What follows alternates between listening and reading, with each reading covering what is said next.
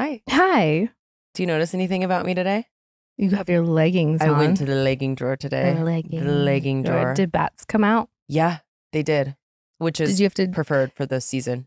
swipe away the cobwebs? Yep. I swept away the cobwebs, but 'Tis a season. Mommy's a little hungover today. So Ooh. I wasn't able to be a full version. I know. person. I saw on the gram that you had some drinks last night. Yeah, regrettably. I was with Logan and Ariana, and we had dinner and it was fine. And I thought we were all going home after dinner, but then I was lied to. And yeah, things escalated quickly. And then Logan was like, "Good morning, cupcake," or something. And I was like, "There's nothing good about this morning. You're a fucking liar." And who are you saying good morning to? Yeah. Oh, speaking of Ariana. There she is. She's here. Ariana, what are you doing You look here? so cute today. Thanks. I'm going to go to the sandwich shop after this. So I figured I should put on a little fit. Represent. Yeah. I mean, I don't know. These are some new samples that we're going to be throwing up on the site for some, Super cute. What's different about it? The original one was a gray. The gray. And so we're going to do them in black. I'm obsessed. So it just arrived. So I was like, I'll throw it on. Yeah. Whatever's easiest to grab right now. I'm like, cool. Yeah. Makes sense. Can we talk about two things really quickly? Sure. Before we get started, also happy Friday, everyone. There's people listening out there. We have more updates on the Diddy situation. Oh. That man offered 50. He knew this was coming, right? So with a federal indictment like this, and I read through some of the indictment, it is very upsetting. But when it's a federal indictment, they have been working on their case, the DA, they are ready to go. So he knew it was coming. He offered a $50 million bond, which was in the form of his $48 million Miami home and his mom's $2 million Miami home.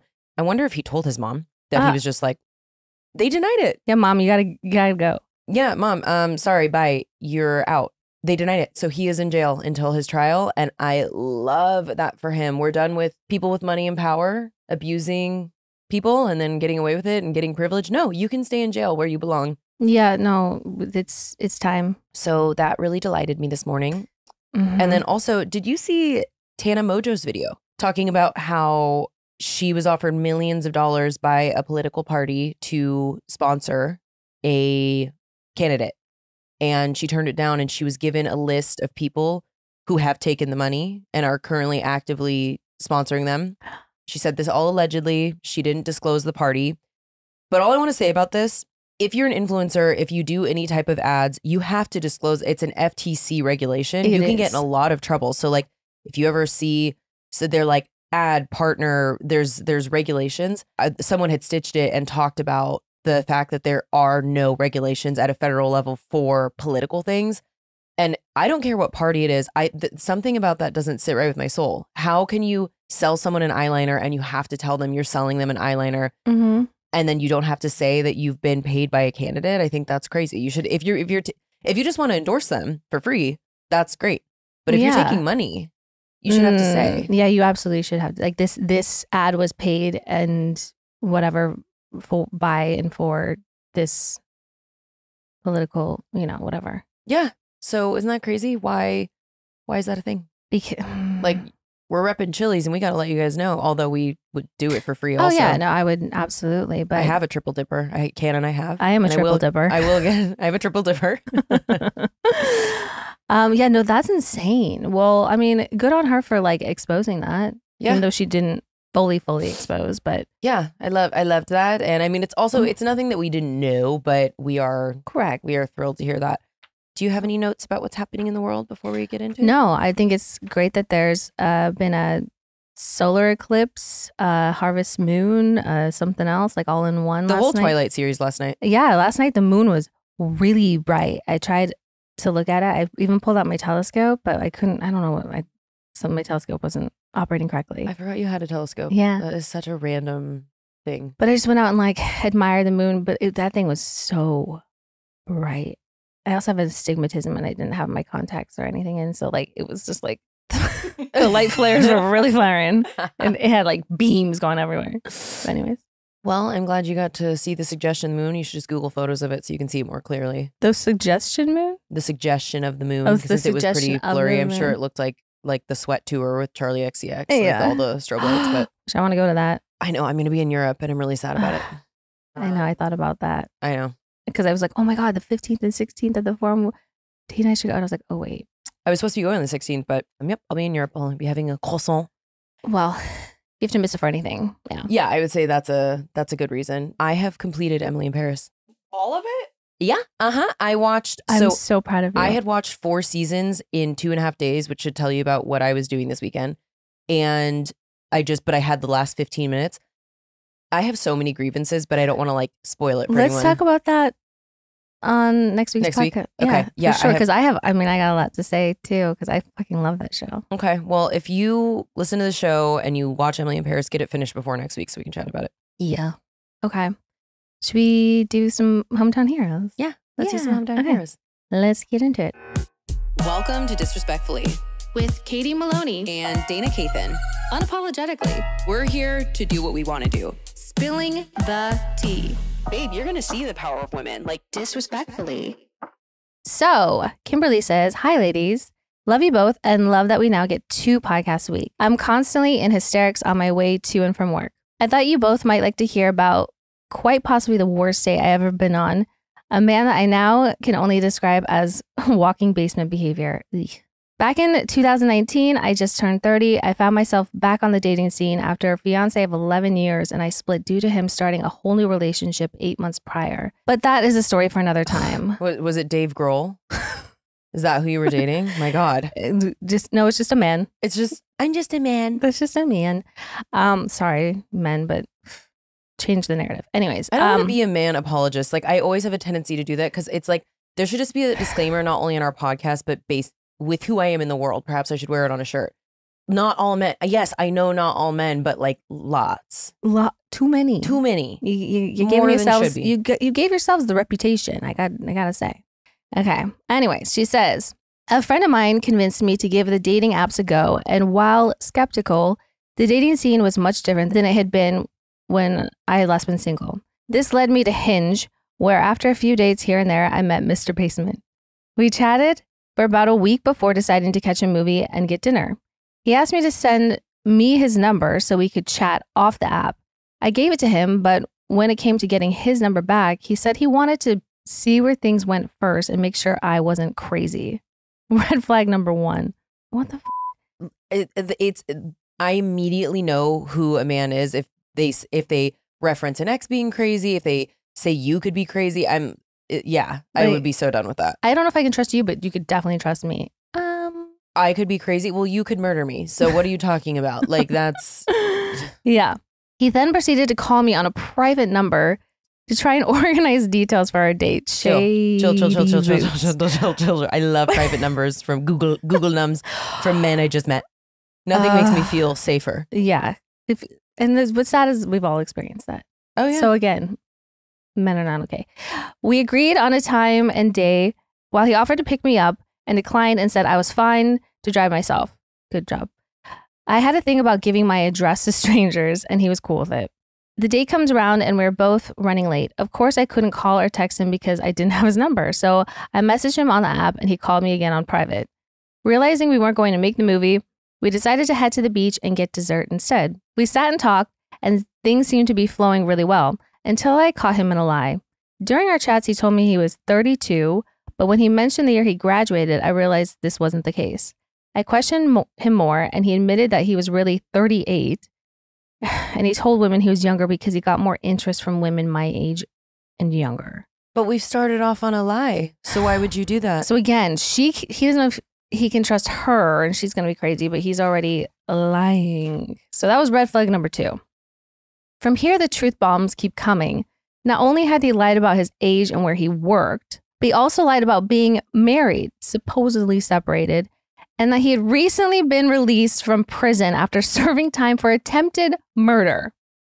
To my earlier point, so you are projecting on crazy. So you went to prison for it. So you're convicted. You did. You tried to kill someone. So he wants to walk in this world being, skeptical of other people. Meanwhile, he's a former, prisoner. Cool. Also, you have to now try and be nice to him so he doesn't murder you to get out of the state. How do you be like, you know what? I've had the best time. Like, I have a long day tomorrow. I just remember this thing I got really early. Oh, I have tap dancing classes first thing in the morning.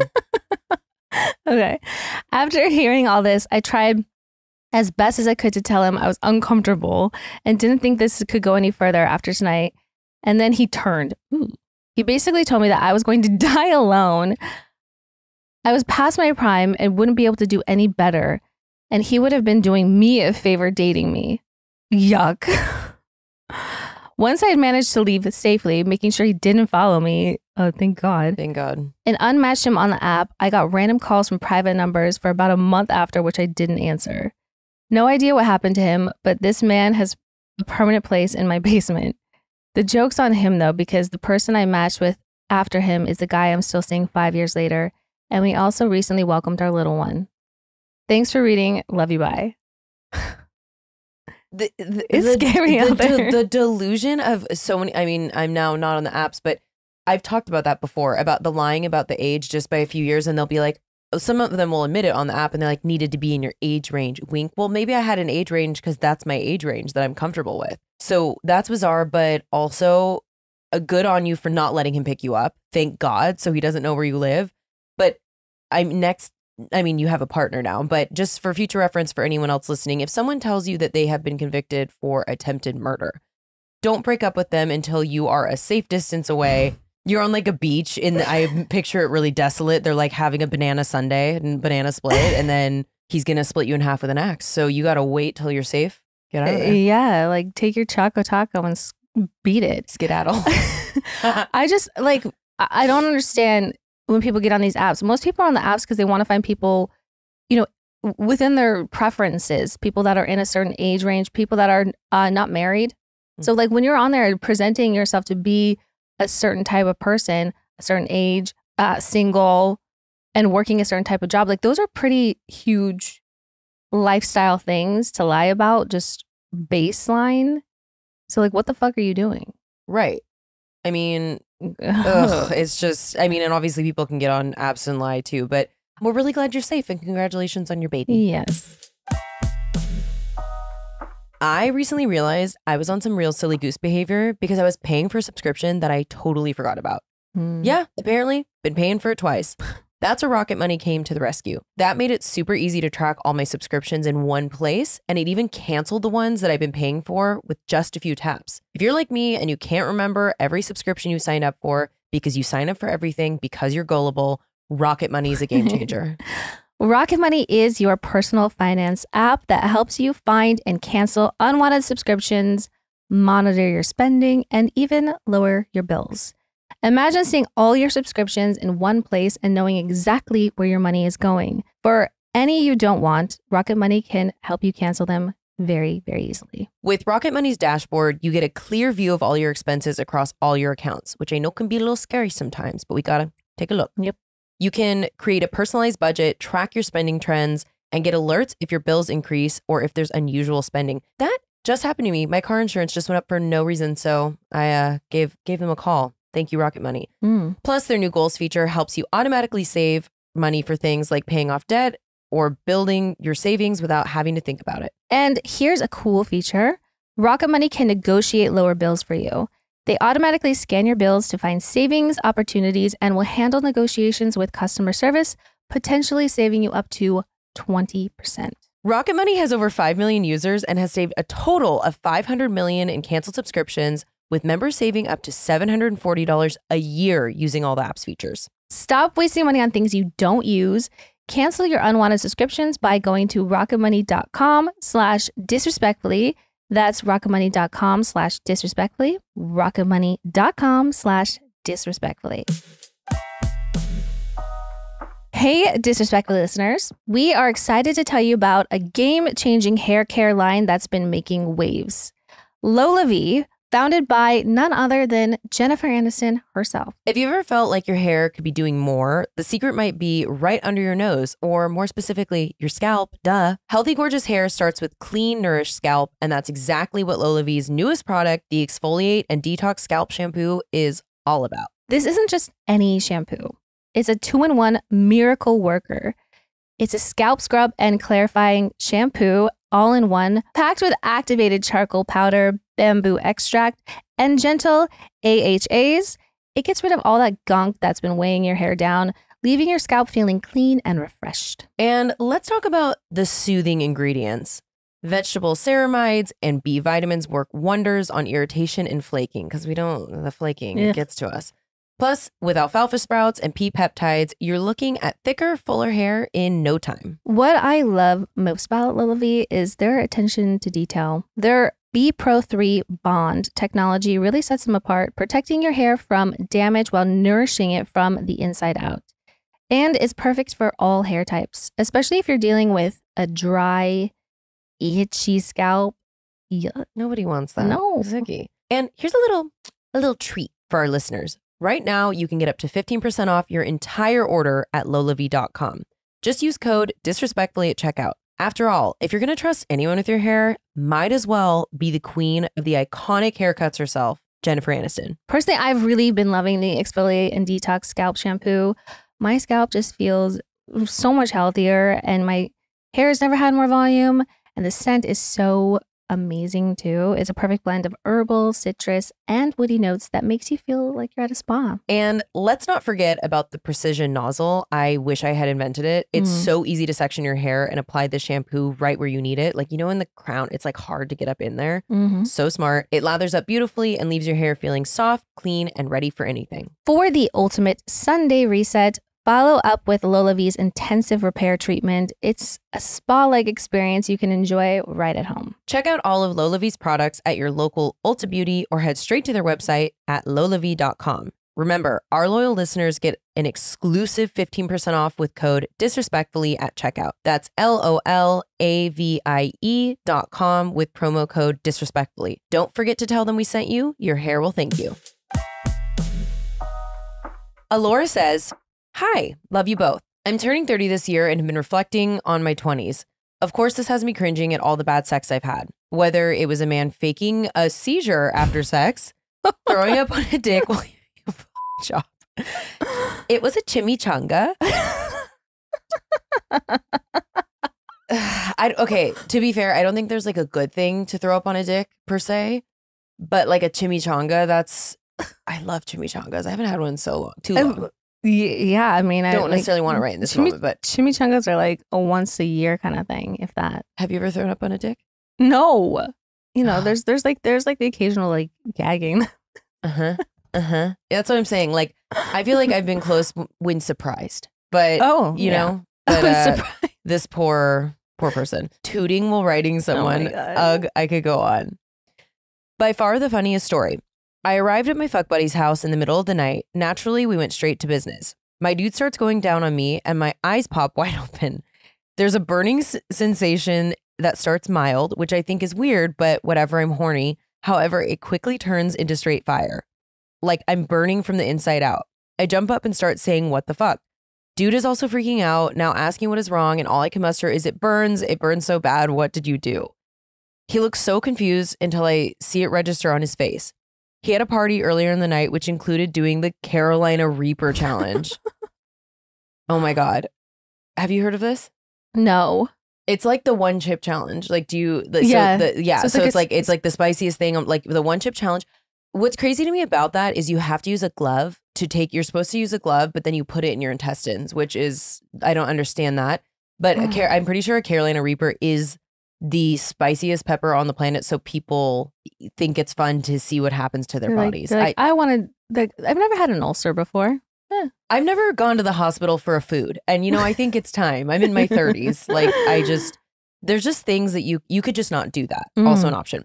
Homie didn't give me the courtesy of brushing his tongue. So now my poor lady bits are a part of the challenge and experiencing the wrath. I had to wait it out while wondering if my labia is about to fall right off. My fuck buddy kindly offered me milk to pour on me to ease the pain. I politely declined.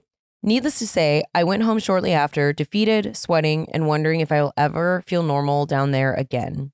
Hope you enjoyed the cringe, and here's to hoping my 30s will include way better sex. It will, 100%. I wish she said she got a chimichanga on the way home. Sorry. Devastating. The milk thing, also, is that a urban legend or is that real? It works. I think it does work. Yeah, because when do you ever watch Hot Ones? Oh, I'm obsessed with it. I love it. And they definitely have like milk on the table. Yeah, I don't know what it is. I don't know if it's something to do with like the lactic something in whatever that's in the milk. Well, I'm wondering, I'm assuming these people weren't in LA because someone would be like, I have almond milk. Like, that wouldn't be helpful. I would do the milk bath. I don't care if it's my vagine. Something. Just rinse off later. I'm surprised that his mouth wasn't still burning, or maybe it was and he just didn't think about it or care. Well, I just think probably like there's something that could just stick, like some kind of, I don't know, oil that's in like the pepper, that, like, you know, or do you know what I'm talking about? Capsaicin. Capsaicin?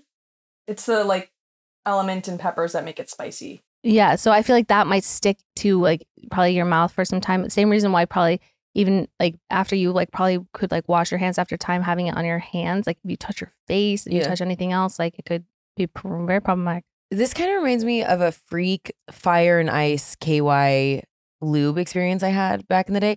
Do you guys remember this? I remember that. Who the fuck invented fire and ice lube? Neither of those things sound like they should be anywhere near sexual intercourse. Who was like, you know what? Let's light it up.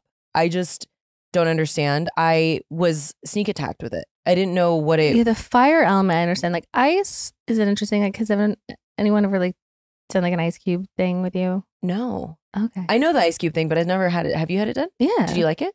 Yeah. Oh, okay. It's something different. Okay. Yeah. All I have to say about that is I didn't know what it was. It was put on and it burned like you would not believe, and completion didn't happen because of that. So don't recommend. I don't know if it's still on the market. It might be an FDA thing now where they kicked it off. We just don't know. Probably. I mean, because everyone's like has different thresholds for that kind of tolerance. I don't know. Listen, there's some sadistic people out there. And then this is also now a disclaimer: don't eat a chimichanga if you're planning a hookup later. Yeah. Now we know. I don't know. Yeah, I mean, because or a pepper. Or a pepper, yeah, because you could be tooting and also throwing up at the same time. Like I don't know. There's just some foods that just don't really lend well to like that type of activity, I would imagine. Like even just being pretty sedentary, things happen. Mm-hmm. I don't know if I was doing anything physical, how that would go. Yeah. So now we know. Okay. Liz says, hi, disrespectfully babes. Day one listener here. I was just listening to episode 39 and wanted to say, first of all, Dana, I can relate so much to what you're going through with leaving your corporate gig. About a month ago, I was let go from my day job. It was so daunting to be in that position, but it's turning out to be the most empowering thing in the world to manage my own time and have the opportunity to channel my creativity the way I want to. So excited for you and this journey. Godspeed.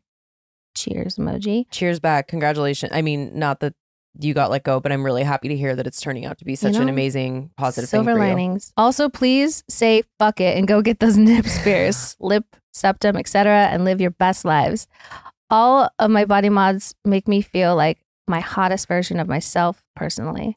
And on the Prince Albert piercing discussion specifically, I have not had the privilege of experiencing one IRL. However, a couple years ago, I had a thing with this guy who had an implant on the shaft of his dick, like a small chain of a few beads that kind of moved around under the skin. What? I don't know. Sounds enticing, intriguing. I guess like just below like the dermis, like in you know between. the old school. I remember it from the episode Sex and the City, the rabbit, and it had like beads in it. Do you think that's what it's emulating? That's kind of like what I would picture. Yeah. Do you think it just moves on its own now because it's bionic? Oh my god. Okay. I'm trying to imagine. Okay. I have to admit that I did not hate the feeling, but unfortunately, he was a bit of a quick shot. Oh, that is unfortunate. The implant procedure is called purling if you feel inclined to look it up. Sorry. Let me see. Yeah, let's look this up. For context, this crusty fucker also had several felonies and painted graffiti every day. LOL. Maybe it was our guy from the last date. We just don't know. Yeah. Purling, also known as genital beading, is the practice of permanently inserting small beads made of various materials beneath the skin and genitals. Is there a photo? Do I dare tap images? Yes, please. It's not of a penis, it's of a scary oyster, and it really threw me for a second. So I don't think that's what it is. Let's say purling penis.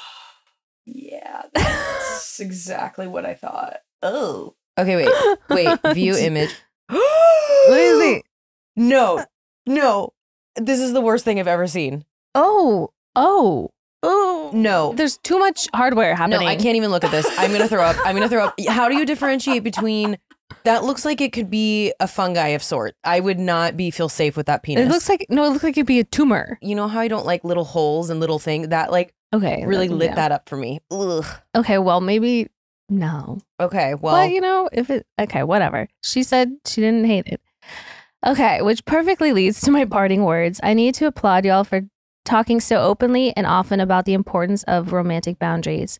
Taking care of yourself first has been such an important reminder for me and clearly resonates with so many other listeners. I was actually very recently inspired to block my toxic on and off long-term situationship, yikes, right?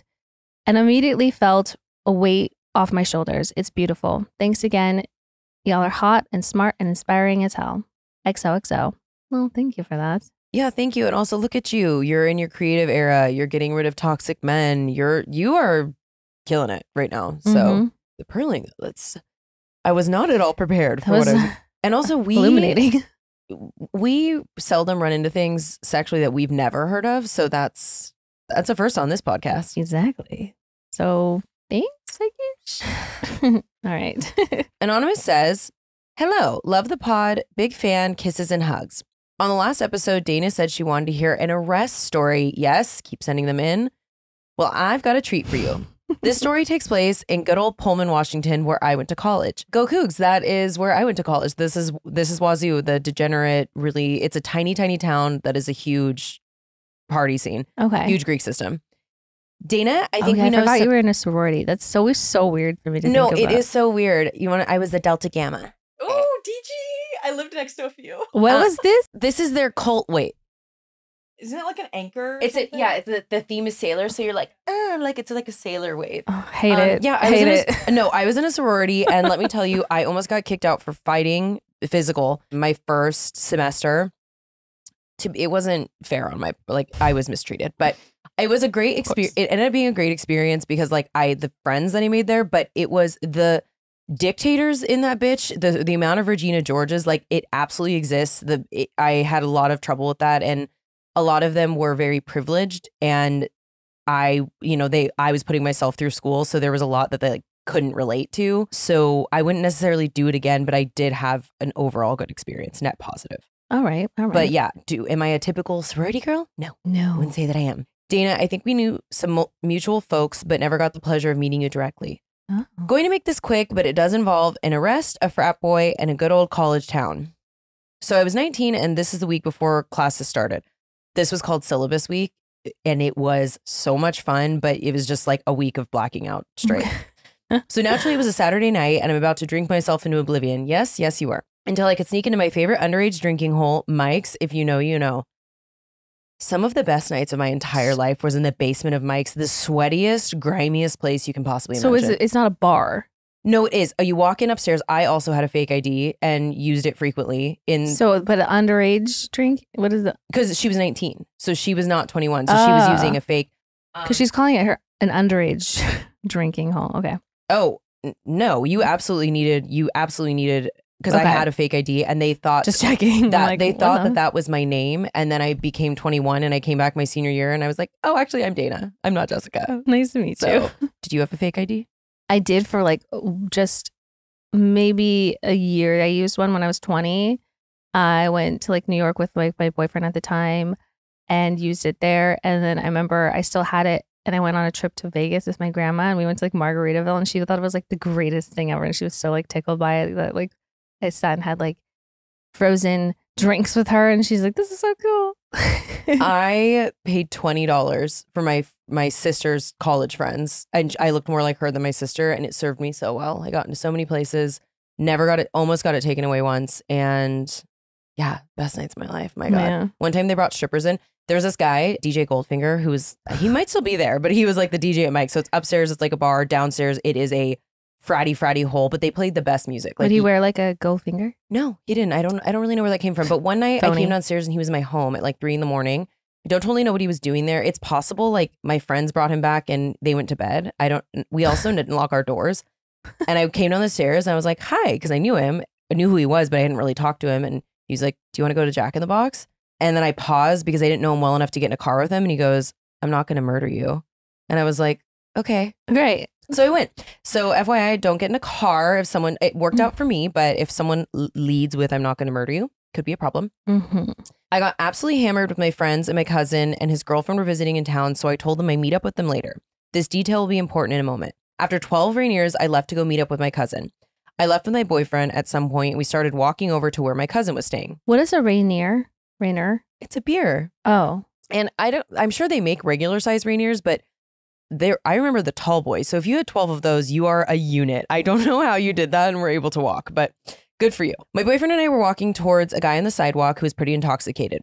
Now, details here are a bit fuzzy. However, at some point, this guy was approaching me and called me a So I walk past him, I punch him square in the face, and he immediately starts fighting my boyfriend. They get in a fight on the sidewalk, and the cops pull up right away. I'm sure they were just bored cops waiting for some type of altercation. Absolutely.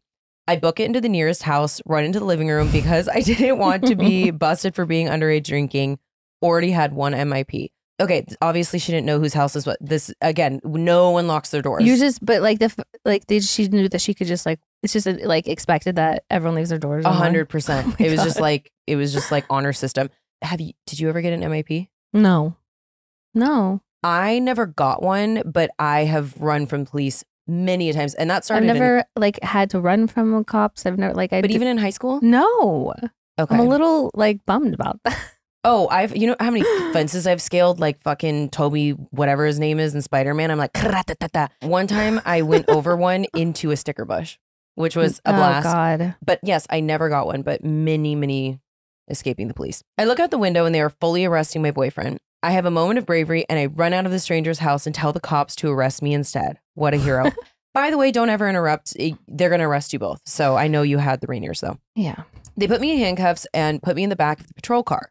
The two police officers are outside talking to my boyfriend and the other guy when I remembered I had Molly in my purse. 6 hits to be exact. That sounds about right for this time at Wazoo. The plan was to take them with my cousin and his friends and go to my... I did a lot of that in college. Anywho, I'm in the handcuffs but drunkenly try to get into my purse. The cop notices me and I immediately realize I have something in my purse and finds the drugs. Yikes. Unfortunately, this was at the time, 2010, when no one knew what Molly was. I just knew that it was a clean version of ecstasy. I know. Which was the absolute company line when it was going around campus. Like, I remember the first time hearing about it and it was just... I remember hearing that too. Like when like that became the thing that people were doing. Like, it's like ecstasy, but like better. Like, okay. Okay, also to be fair, Sure. I feel like it was true. Like the first few times I did in college, I had very like pure experiences. But then, you know, I've also... Meth Chella 2016. So I've also had some bad experiences. But anywho, so they get the pills and start questioning me in the car. Here are the highlights of my stupidity because I was 19 and a dumb bitch. I told them it was Vicodin, not Molly. Why? I told them the drugs were not for me. I was just bringing them to friends. So now I'm a dealer. That's like Michael Scott. He's like, you wouldn't arrest one guy for just bringing drugs from your house to another. You would. I told them it was much more pure than ecstasy, so it's fine. Great point. Also, I don't think this is true, but we all believed it. There we go. Yep. They take me to the drunk tank where I got the details of my arrest and my court date. I freak out for weeks thinking I obviously will get a drug charge, have to drop out of school and ruin my life. I even warned my parents that I might be going to prison and had to explain to them what Oh my God. Court date comes and I still don't know what charges I'm looking at. When reading the case, the only charge that was brought up was assault. No one ever said anything about the drugs and I didn't ask. The judge smirked at me and said, you can't imagine I did much damage. I'm 5'1", but I'd like to think I can throw down. They told me if the guy I punched signed a letter saying he wouldn't press charges, then they would drop the charges. The problem is I have no idea who that person is. After a few weeks of calling the city prosecutor, they finally gave me his name. I looked him up on Facebook and asked if he could please sign the paper. He agreed to meet up with me, apologized, sign the letter. Then he proceeded to ask me out on a date. I awkwardly signed, thanks, no, goodbye. The audacity. What the fuck? I cannot. Anywho, all the charges were dropped and I never heard anything about the drugs. I did live in fear for a good while, but after not hearing anything, I assumed I was good. That's crazy. I'm honestly surprised by that. You're very lucky. Fast forward 5 months later, I was driving home from the gym and having my post-gym camel crush. I wish I knew you in college because we would have gotten along. Yeah. A cop pulls me over and warns me for speeding. He looks up my car info, walks back and said, have you heard anything about the Molly? When I shook my head no, he taps on the roof of my car and says, just wait. So scary. It's been well over 10 years, so hopefully I'm out over the statute of limitations, but I lived in fear for a good while of my life falling apart. I feel guilty to say that if this was a person of color, I doubt they would have made it off so easily. That is absolutely correct. Side story. I went to the Pullman Hospital for a UTI because the school clinic wouldn't give me antibiotics, so it turned into a kidney infection. It's our favorite thing to do is to turn UTIs into kidney infections. I had previously given myself a hack job with a razor on my vag, so I had razor burns. Jesus. The doctor treated my kidney infection, oh my God, and diagnosed me with herpes because if it looks like a duck, it is a duck. No other testing was done. I went and told my boyfriend I had herpes, and then he had to tell all the people he had slept with. Long story short, never had herpes. Not then nor now, not against it, just not the right diagnosis. Don't worry, I have plenty of other mental illnesses. God. The end, go Cougs. We are two birds of a feather. Wow. You and I. Yeah, let's make sure that we're getting the correct, obviously, STIs have stigmas, but it's not about that. It's just, let's just make sure we're getting the correct diagnoses. It's super irresponsible, that doctor. The fact that they just looked at it, they're like, It's like, you want to do a cultured sample, maybe some blood tests?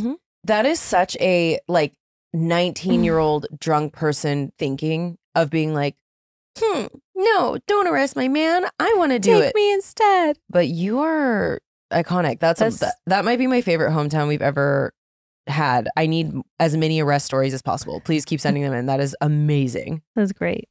Well, I think that was our fill. Yeah, Hometown that Heroes. was Hometown Heroes. I'm all filled up. I guess we can WWDD now. Let's WWDD. Madison says, hey girlies, I've been a devoted Disrespectfully listener and a huge fan of VPR since day one. A little about me, I'm 29-year-old female, full-time job, single mom of 2, and literally winging at this thing called life. Aren't we all? Aren't we all? I'm currently talking to this new guy, 34 male, been divorced for years, 3 kids. For about 3 months, who's been great, flowers, quality time, attention, and most importantly, effort. I mean, it sounds amazing. All has been great to say the least, except yesterday he left me wondering. First things first, I'm not looking to get married right away or have any more kids soon, but the topic of all of that was brought up, generally speaking, not with me specifically. He was straight out against the idea of having any kids ever. Well, sounds like he already has some kids. And if there was ever an oopsie situation, he would feel obligated to marry the person, but that's the last thing he'd want. Of course, in the moment, I completely understood and even agreed with him on some level. After he left, I got this uneasy feeling like, well, what if I do in the future? That's something a girl pushing 30 doesn't want to hear. I like to have the option and be able to grow with somebody on that level, not just a baby mama or long-term girlfriend. My question is it too soon to be thinking of all this? Should I even voice it? Do I just need to chill the fuck out and ride the wave? I hope it wasn't too long and hope I can get feedback from you. Love you both. Honestly, I think that it was really great that he was upfront about what he wants in the future. And I think it's really important for both people that those things align. And it seems like you aren't necessarily sure whether you want those things in the future. You might want the option, but you're not entirely sure. But like, so far, everything has been really great. It seems that like, you both have kids from previous relationships or marriage or whatever. And so you already have those things in common. I would maybe continue to have those kind of conversations, but also continue to get to know this person and figure out how you feel about them. Because ultimately, if it's not going to work out, it's not going to work out for like a million other reasons. But you might just decide that like this is your person and you're fine and happy with the children that you do have and you maybe don't want anymore. But I know it's hard to say because you might want, to have that as an option moving forward. And who knows, maybe those things can change. You never know.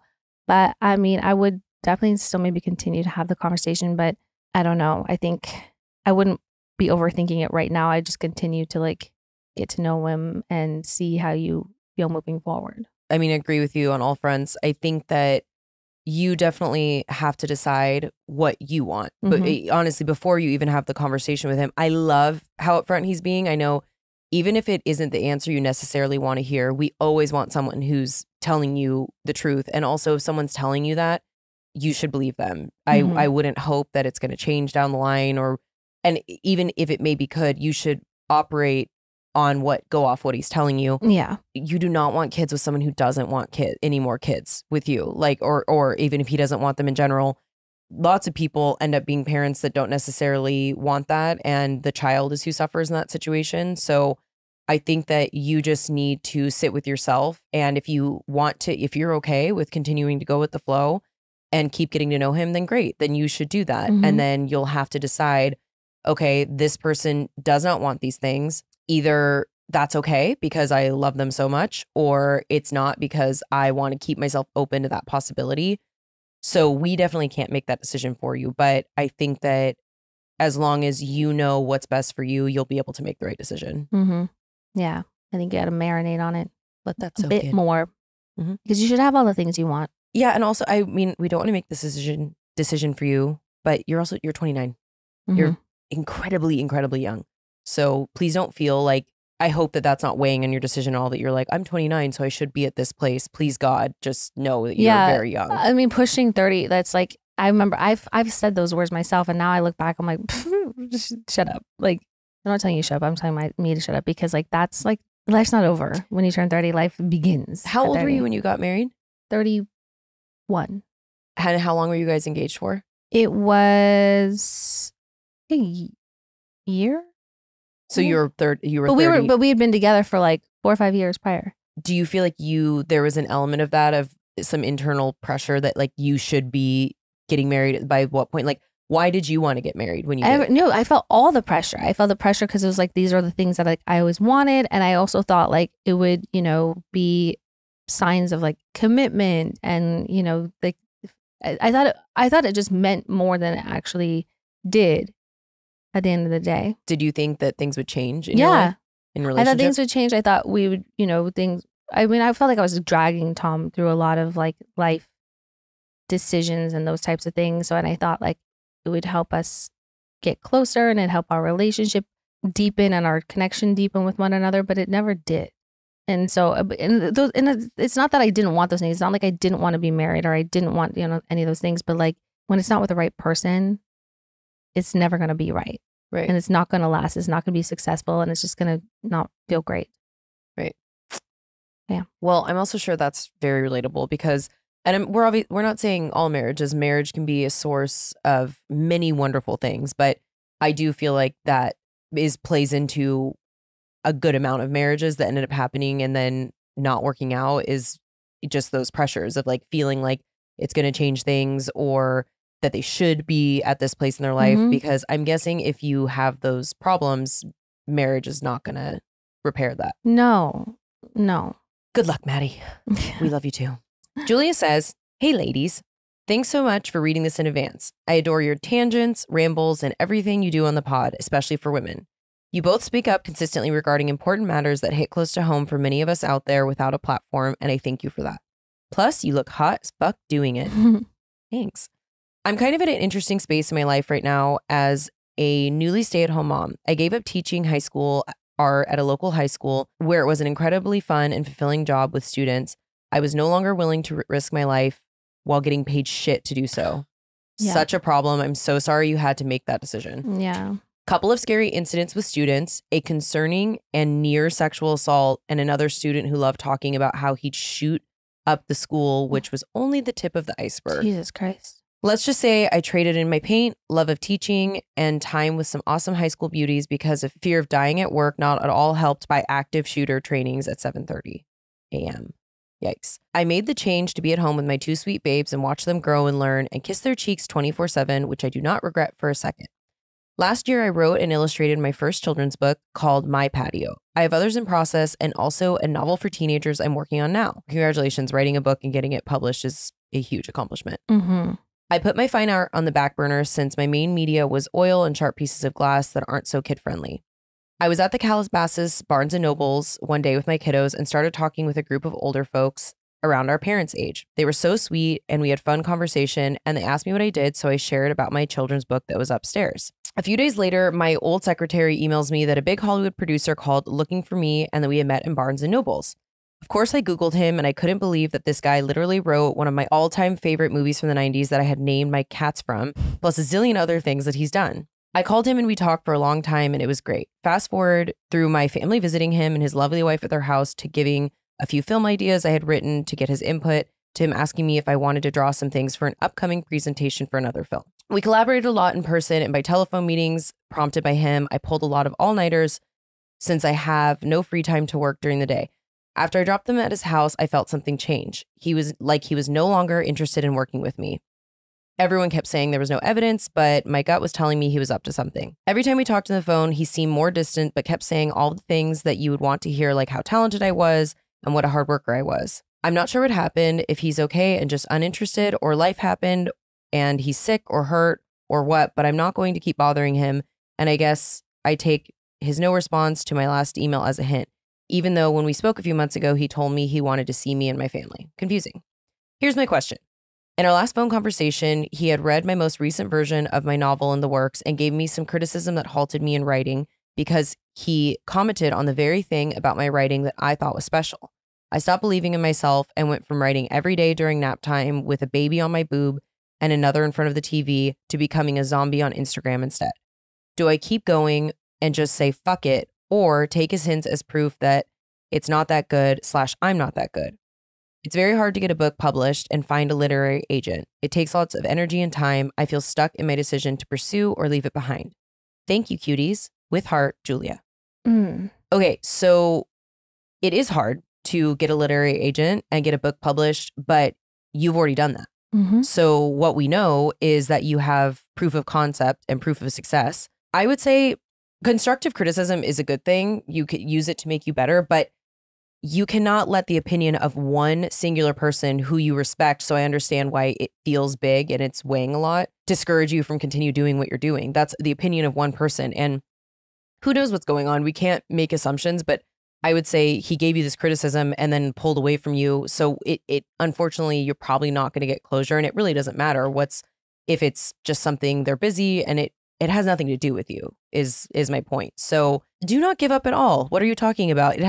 What do you mean it's proof that you're not that good? It's not that good. No, it has nothing to do with you. He's entitled to his opinion, but keep going. You're going to have many people who are going to love it. So you just can't let one person affect you like that. Yeah. I know it's hard when it comes from someone that you may respect, or who has a, career that's been long and they've had plenty of success themselves, that you tend to put more weight on their opinions and more value on it, which you maybe should or shouldn't do that. But, it's not to say that he's ghosting you or like he doesn't care, he thinks you're shit, so like he doesn't want to work with you anymore. Like there could be many reasons. And so when we start making assumptions as to why someone is no longer talking to us, you could hear from him out of the blue tomorrow and everything could be fine. But I definitely don't think you should take his absence or silence or his criticisms as a personal anything against you or your talent or what you're capable of whatsoever. I think you channel that into your work. You channel that as something to push you forward. You get more opinions and critique from all different types of people. I think it makes you more well-rounded when you can have more eyes on that, and you just let it kind of like, you take what you can from it, but you let the rest of it kind of like wash over you and not like affect you too much. Agreed. We'll be looking out for your next book. Yeah. Very exciting. Write in when you're finished with it and when it's on shelves so we can tell people about it. Okay, next one. Oh, wait. Also, sorry, quick pause too. The teaching thing, so disgusting. We seriously need to change things in this country. It's so sad to me that I do feel like we're losing teachers. It's such an important job and it's such a hard job as it is already without the threat of gun violence. And I feel like we are losing passionate educators, which can change the whole trajectory of someone's life, having a good teacher. And it just makes me really sad. Yeah, it is really sad. Let's fix it. Yeah. Lily says, "Hi, ladies. I'm 23 and y'all's podcast is so valuable. I love the advice you give and the attitudes you have about life. Every time I listen, I feel like I leave with some new confidence." Love. Oh, I love that. Anyway, my question is, how do you feel you behave after a first date? I am traumatized by bad first dates, whether because it was just horrible or they led me on for weeks and then ghosted. Ugh. I just went on a first date, Tinder, and the chemistry was there. I was nearly drooling during convo because he's so cute and the eye contact was strong. We went for drinks and sat at the bar talking for nearly 4 hours, and then we smooched goodnight. He texted me like 10 minutes after asking if I got home safe. And we kept talking. And I said, thanks for drinks. I had such a nice time. And he said he also had a great time and is already excited for the second and would love to go on a second date. And I was like, F yes. Finally, a good one with potential. So it's been a few days and we have talked some, but not as much as we did pre-date. Should I initiate / bring up the idea for a second date, or should he? How soon is too soon to have a second date, or does it not matter? Should I worry about the texting being kind of dry? I prefer to talk on the phone, but we haven't. We both live with our parents and I work till like 8 p.m. every weekday. Love y'all. Thanks and advice. XOXO. Honestly, there's no like rules when it comes to dating or how soon after you can go on a second date. I wouldn't recommend trying to go on a date every day or every night. You know, like leaving a little space in between gives you time to sort of like process the date and how you feel. I understand getting like really excited about somebody and you start, you know, the limerence begins. The limerence behavior, and you start falling in love with their potential. Not exactly who they are because you don't know this person. You have to like really, you have to practice detaching yourself from that person, taking them off the pedestal and focusing, you know, on your life and your friends and what you have going on. And you can still be excited, but like just remind yourself like you don't know this person. So getting overly excited, as fun as it can be, will land you in trouble each and every time. And I think sometimes like, yeah, once the newness wears off of like meeting someone and all the anticipation, like it doesn't completely go away. So like the texting is not dried up because they're just not interested. But sometimes like people are like, all right, like that was great. I feel content. I'm excited now. Like it just, people can kind of get like a little bit settled into things. And you might just be overthinking the text being dry because you want more. Because you're now becoming addicted to that feeling. You've like released some like, you know, what do they call it? Oxytocin? Mm-hmm. That's been released and it's a very dopamine. like, yeah, that dopamine is really addictive. So like you're craving more and you're not getting more. So like, I think it's just important to like remember all those things, to have that perspective and not get yourself all in a tizzy. Just relax a little bit. Sorry, this is a quick sidebar and very random. You just reminded me. Last night I had a dream that I was getting a massage from Victoria Beckham because the dopamine, I was like I remember in the dream being like, the dopamine hit this is giving me. And then, yeah, anyway, Posh Spice was rubbing me down. Damn. Okay, so Lily, hi, love you. You're so sweet. If I could go back in time and tell my 23-year-old self anything, I would say, read the book Attached. The reason I say this is because I don't know enough about you to necessarily say what your attachment style is. However, this is giving me anxious attachment, and anxious attachment is a very difficult style to deal with. But if you know what you have and what you're dealing with, I think over time in dating, you will learn and decide that it's not worth, like the juice is not worth the squeeze if you're with someone that lights up that attachment style for you. And if someone is inconsistent or too dry, that can be a problem. But also like what Katie said, you need to reel it in a little bit. And I say that with love in terms of like how I used to be. And I still have to remind myself this at 34. Like it's really easy to get excited about someone, and you just like make up scenarios in your head and you're like, wait, that date is so great. When is the next one? It's totally normal to go like a week or two without seeing someone again. Like you can chat a little bit. That's great. But I am a big proponent of if he wanted to, he would. So like I personally am not someone who is going to be initiating it. If they say they have asked me out previously and said they're excited for a second date, then they're probably going to ask me out again with specificity if they'd like to go out again. But also, like Katie said, I don't think there's any one way to act at all. But I think that it's just more about learning yourself and what makes you, because it can make you feel crazy. Like if someone is texting you a lot and then they stop, that still to this day is something I struggle with. So I think also as you get to know people better, you can explain that to them. Like this is the communication style I prefer. Like you were talking about wanting to talk on the phone and whatnot. But it also, that should take a little time.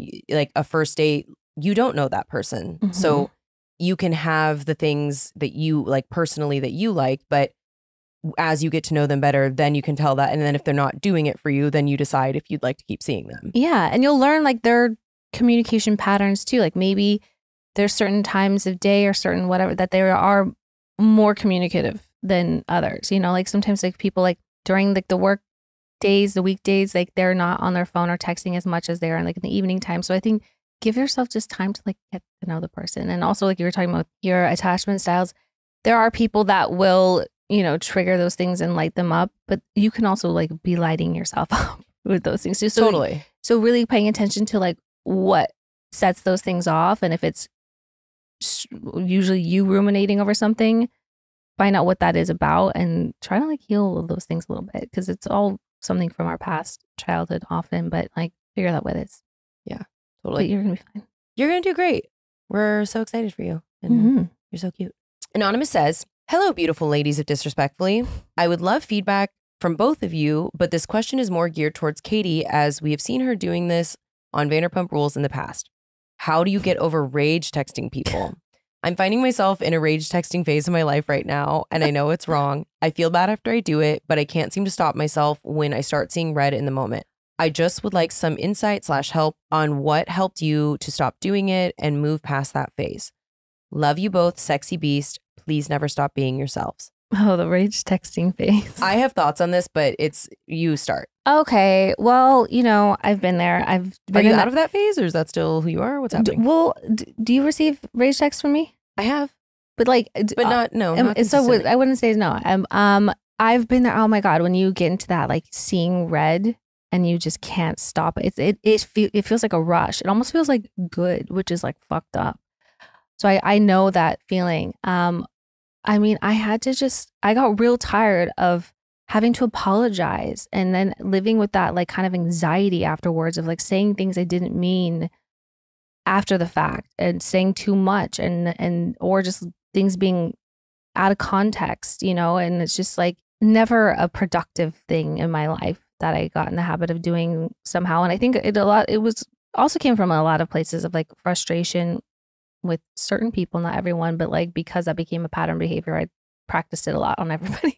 But what I started doing is like waiting, just wait. Like the moment I wanted to, I would like put it in a notes app, or just putting the phone away and just saying, if I still feel this way tomorrow, I will send a better message that isn't so fired up and potentially mean, and I can have a better conversation about it. But like, most of the time when I've been able to like just wait and not send that message, I have felt entirely different the next day. And I'm so fucking thankful that I'm not having to like do an apology tour and try to like take back things I can't, you can't take back things you've already said. I mean, you can try to like explain yourself, but the damage has been done. So I think it's just trying to like self-regulate. Yeah, I couldn't agree more. It's like the thing what they say, if you hate someone or something, write a letter, but then wait a week to send it. If you actually, then you can decide. Time heals all wounds and all rage texts. So I would definitely say my notes app, you cannot waterboard my password out of me if you wanted to look through my notes app. It is a display of deep, dark secrets and mental illness. Oh, but yeah. I do that. When I'm upset with someone, I will write a note in my phone and then wait. And usually I'll end up still feeling that way. I'll send it, but I will send a very cut down, edited version. It's even if that still feels like a rage text, it's probably going to be better than what the original one that you had sent. But I think the other component to this is, because it can wear people in your life down, is being able to apologize, like, and say, I'm working on it. We're all work in progress. So if you feel like this is your deficit, then be able to say, I was wrong. Like Katie just said, you can't take it back, but you can let people know that you wouldn't have said it that way and you didn't mean it as it came out. Yeah, but people get real tired of that. No, totally. So like that's what I was like, I got to change this. Yeah, totally. So I'm saying use more so that's like the bridge to when you're getting better, like along the way, be able to recognize when you fucked up and be able to tell people in your life that like it's okay to be wrong and say sorry. And you should when you are in the wrong. But take a breath, babe. That's what you got to do. Take a breath, log off. Yeah, log off, most importantly. Let your notes app carry that burden. Anonymous says, "Hi, girly pops. Be prepared to be gushed over." I'm prepared. Sad. Okay. I'm a 38-year-old female, married, no kids, not by choice, but that's the hand I've been dealt. Firstly, how can you both be so funny, smart, beautiful, and cool? I don't know. How do we do it? Don't know. To be honest, I've never fully watched VPR, but I have seen parts from time to time and heard about the pod and decided to listen to episode 1 and was hooked. Katie, you're that girl. You are so effortlessly cool, so female empowering, honest, and hilarious. Thank you so much. Dana, I'm obsessed. You are so quick-witted. Your comebacks and humor are unmatched. I cannot get enough of you. Also, thank you for the Matthew Perry audiobook suggestion. I fall asleep to him every night.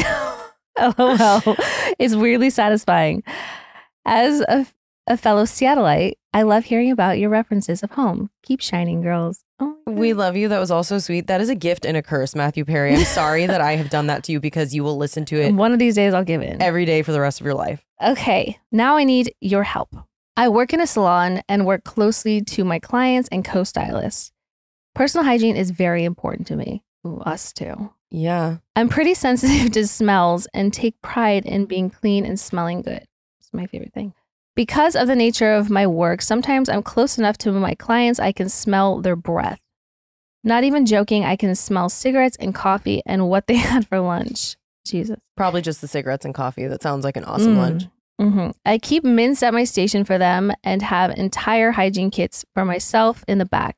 So my issue is, 2 of my co-stylists smell so bad that I'm practically gagging some days from being around them. If you can't tell, I'm a little dramatic, but even other stylists have noticed and commented on their smell. One of them smells like really bad BO and as if she doesn't shower, while the other smells like she doesn't wash her clothes that often. Oh. I have tried dropping hints like leaving community mints in every room, bringing room spray for the bathroom, break room, and color room, buying fans to air out each room, and commenting on my own BO, but nothing is working. I've brought this up to my manager, who recommended that we have a meeting about professionalism at work and include a part about hygiene. But that will take some time to put together, and I don't know if I can wait that long. I've made hygiene bags for everyone to keep at work for the meeting, but this is a dire situation at this point. I feel like such a horrible person for being like this, but if I can smell it, their clients can for sure. And that's not okay. Their smell is actually offensive. So please help me. How can we bring it up to them and fix this problem without seeming like a horrible person and making them feel bad?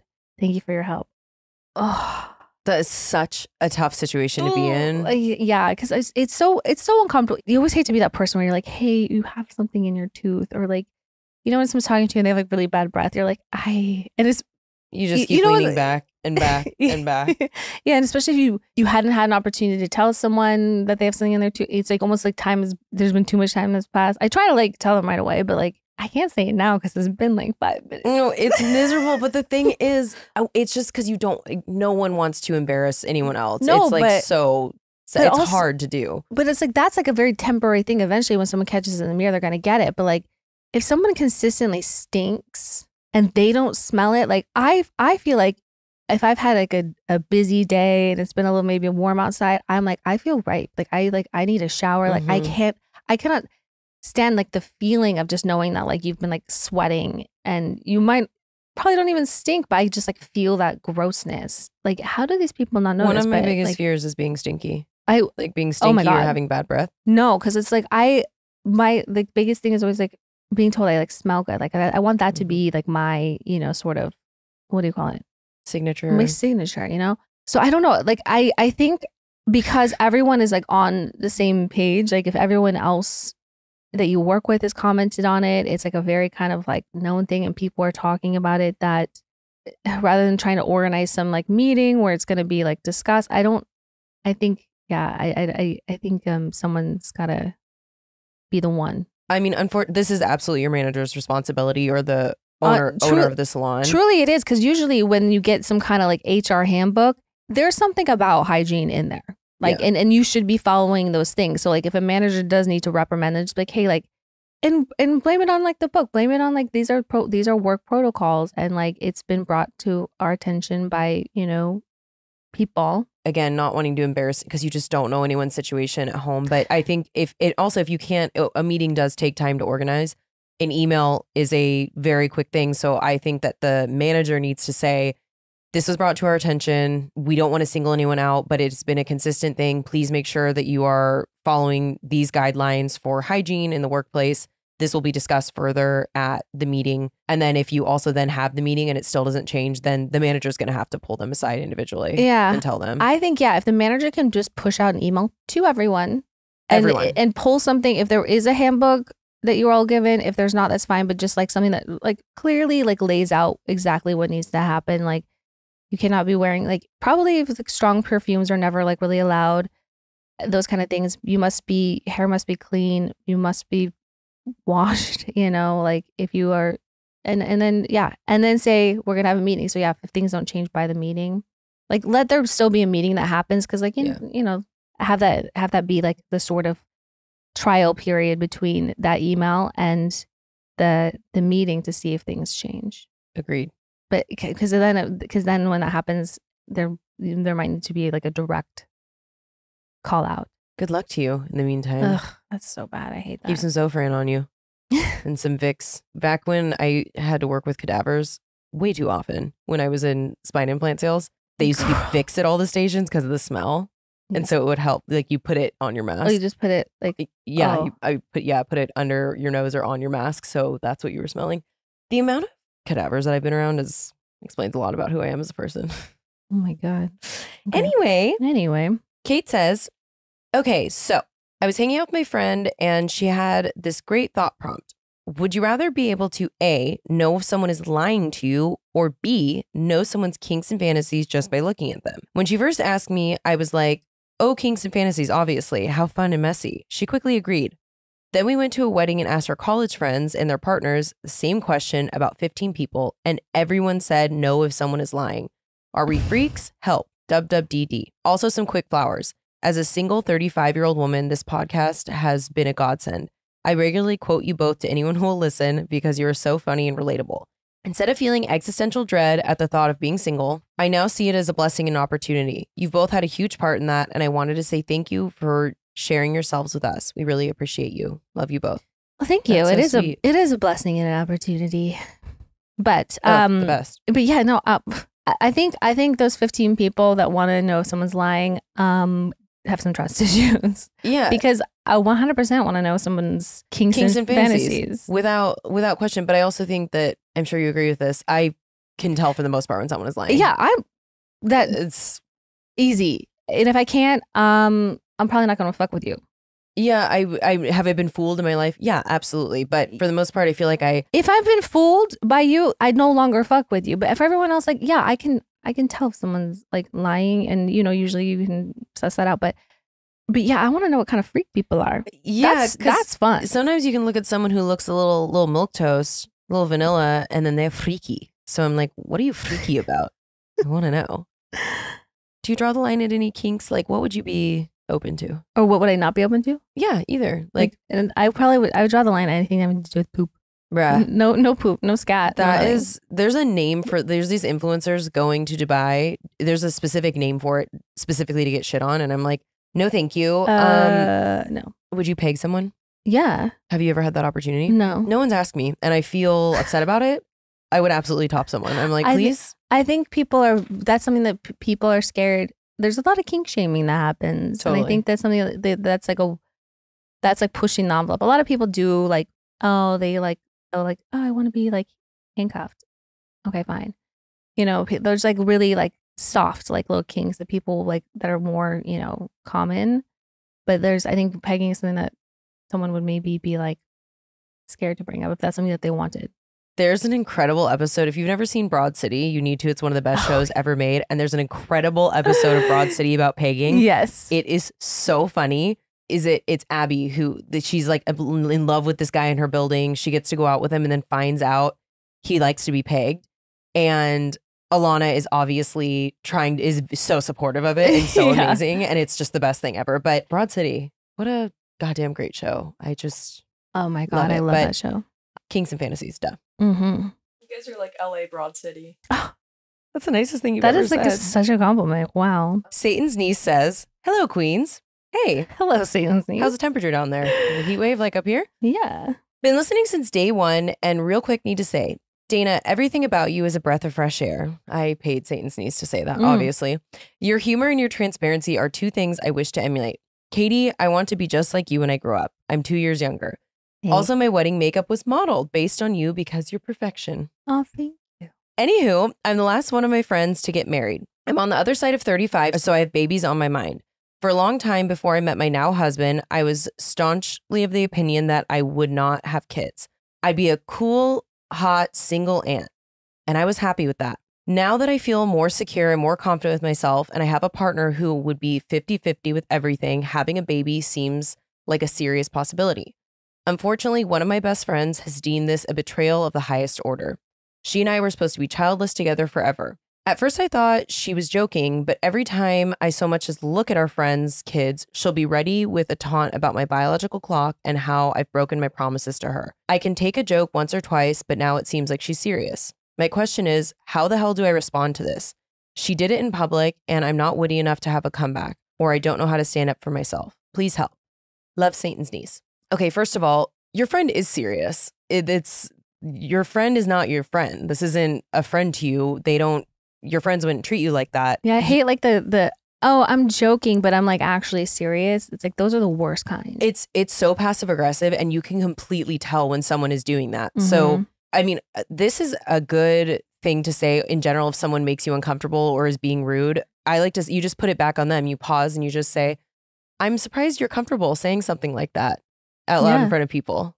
Why do you think you feel comfortable to say that? Yeah. But also that can be tough to do if you're not comfortable speaking in front of the group of people like that as well. I would highly recommend pulling this person aside and setting a boundary and just saying, hey, you've joked about this repeatedly. It's clearly not a joke. I am allowed to have children with my partner. I'm allowed to grow and evolve and change, and I have. And either you can be supportive of that, or this isn't a friendship I see being long term. Exactly. Because this person is obviously not supportive of you and your life and your life decisions. Like, they're not your life partner. Like, so you having any promises to them that you're supposed to keep forever and ever, sorry. Like, you got the only promises and every lifelong promises that you are to adhere to and be accountable for are to the ones that the person that you married. And if that person wants to have children with you and you want to have children with them, then fuck what this person thinks. Sorry. They should. And if they can't be supportive, then they can kick rocks. Well, this is also giving misery loves company. For sure. For me, I feel like this comes from a place of insecurity. It's giving jealousy. It's jealousy. I think that this person wants the things that you have and doesn't. And so they're projecting on you. That's what it is. It's that person doesn't think that it'll ever happen for them. So they've resigned to just being like, okay, well, I'm just never going to do it. And then they found someone else who's like, cool, I don't think it's ever going to happen to me. They're like, great. Well, then we're both never going to do it. Right. And now you've found out otherwise. And they're like, feeling abandoned. And, that's their own issues to deal with. You didn't abandon them, but they're feeling that way. And it's just literally none of your problem. Yeah. I mean, I'm like, ugh, I hate that for you. Sasha says, hi, hotties. Yours is the only podcast I listen to. You're both hilarious, insightful, and super entertaining. Anywho, it seems I've accidentally found myself in a pen pal situation. Our fave. One day while scrolling through social media, I discovered that a friend of mine had a mutual interest, and I decided to innocently DM him about it. Flash forward, and we've now been texting daily, getting to know each other, and he seems to be interested. The problem is that now we are months into this daily flirty exchange.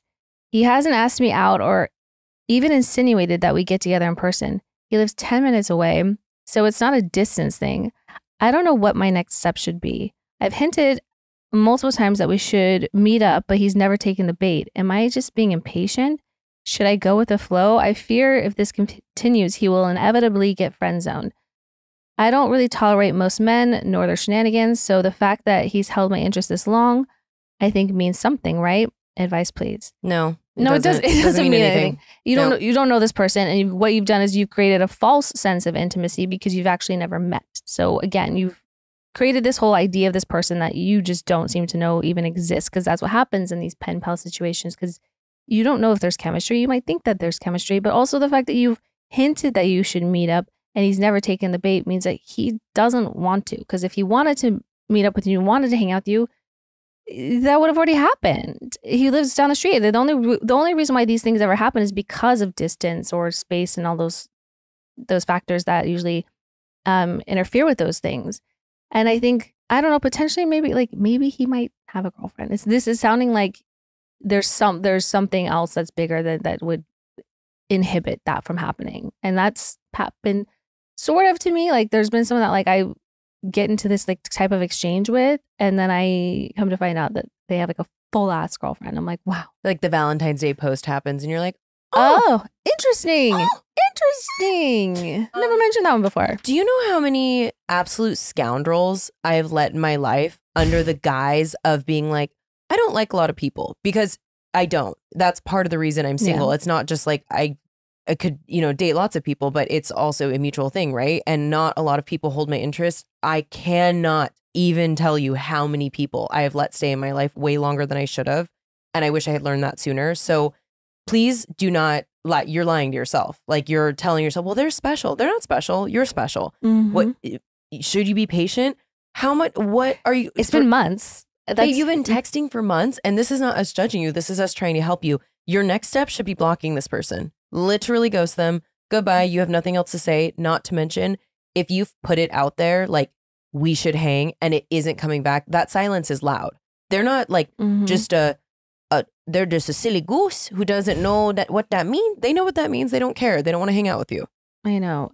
And I'm sorry that's happening. That's irresponsible of that person to keep that going too. But and I know it's hard because like you'll just because I've been there, so I know I know exactly what it's like. But yeah, no, if they're 10 minutes away and they ain't trying to like grab a bite or a drink or nothing with you, like literally fuck them. 10 minutes?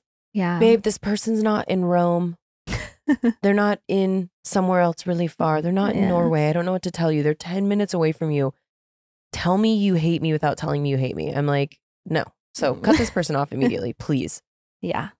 No more pen pals. And then you can write into us and let us know how much better your life is going. Be our pen pal, not theirs. You could be putting all that time and energy into something else, yourself, someone else. Like literally, the options are endless. So endless. Keep writing in. Thanks, y'all. Thank you so much. disrespectfullypod@gmail.com. Write us in your hometown heroes, WWDDs. Arrest stories, dating stories, embarrassing stories. I don't know. If you've ever like shit your pants or something. Whatever it may be. I'm gonna go home and secretly write in. Yeah. So I think that's it. Perfect. All right. Well, Okay, love you. Bye. Okay, love you. Bye.